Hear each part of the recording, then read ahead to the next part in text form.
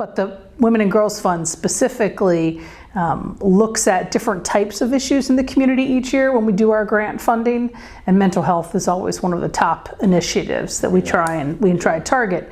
And we had found out about Bonnie Scott's organization, Rising Above Disease, in 2017, I believe, is when she opened, maybe 2016.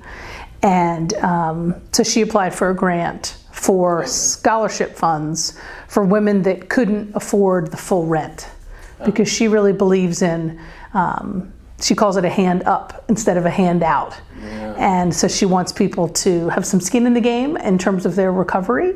So when they can't quite make the full amount of rent, the scholarship fund that we support covers that difference. Yeah. Rising Above Disease really took all those things in terms of housing and guidance and support and put them all together to help women figure it all out. If you have an issue with your Medicaid and you are dealing with, addiction recovery, it's really tough to find the bandwidth to go figure out Medicaid.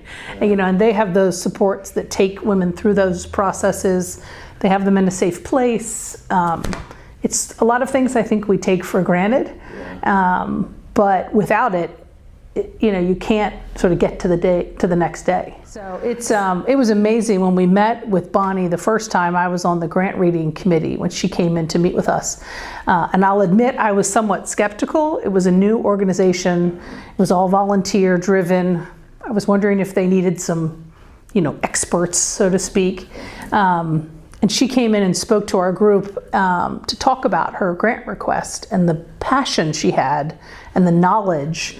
Her son passed from addiction, and she really took that horrible tragedy and turned it into this unbelievable passion to help people, which is incredible. And I think they helped 26 women in their first year, and I think that's even larger in their second year. So she really has had the sort of tenacity to get through all the things that they had to get through to make this happen. So it was awesome to see the second grant request come in. Well, we are a recovery house for women. And what that means is that a woman may realize that she needs help for her drug addiction, go to a treatment center, like Warwick or one of those local treatment centers. And then when they're about to leave, they are heavily suggested to go somewhere with a structure that's based on recovery in some way. There's lots of, rarely do you even go into treatment if you have any money left.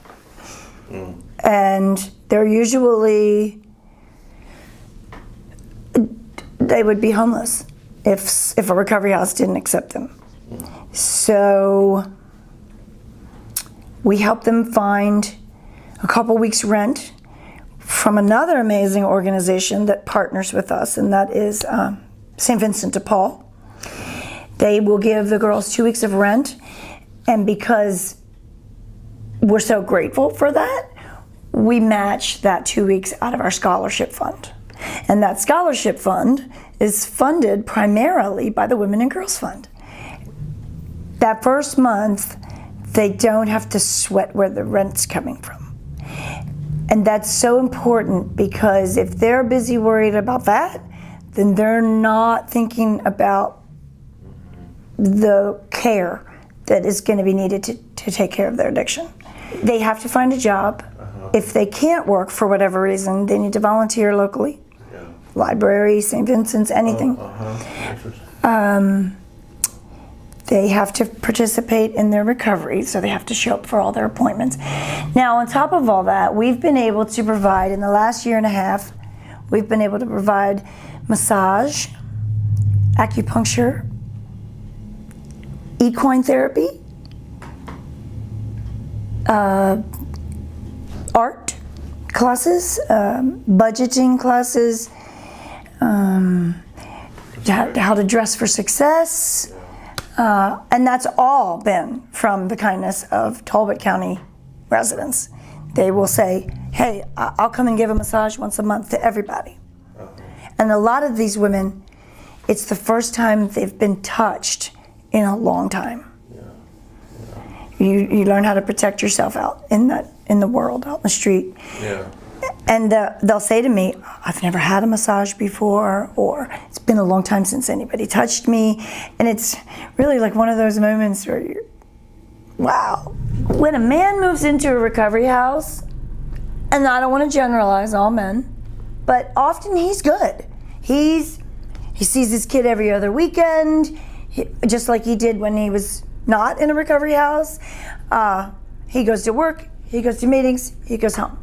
His life gets better. Women have that draw to get back to their children.